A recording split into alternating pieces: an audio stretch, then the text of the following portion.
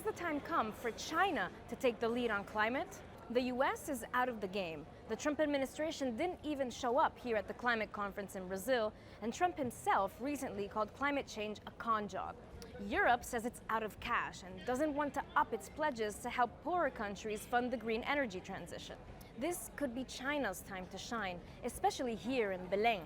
On renewable energies, it's already a leader. China is the biggest producer of energy from renewable sources and the largest producer of green technology, manufacturing 92% of the world's solar panels and 82% of wind turbines last year. There's a question of whether China is doing that in a way that can also help other countries benefit their own economic and social development, but that's certainly a huge enabler and factor in terms of accelerating global climate progress. But China also shows signs of reluctance. It is the biggest global emitter, producing 32% of the world's carbon emissions from fossil fuels.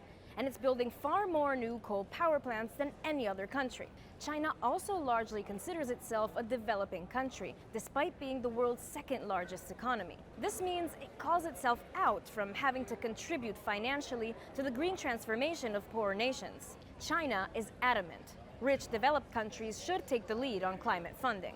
This all weakens its credibility as a climate leader. The feeling here at the climate conference is that China is visibly more present. Its pavilion is big and prominent, and long lines form as people try to attend events there. But in the negotiations, China is keeping a low profile, and there's very little pressure being put on it to step up its game. Some observers wish China would do just that. I think it's really important for the overall state of climate multilateralism that China does find a way to step up and be more constructive at bringing other countries along.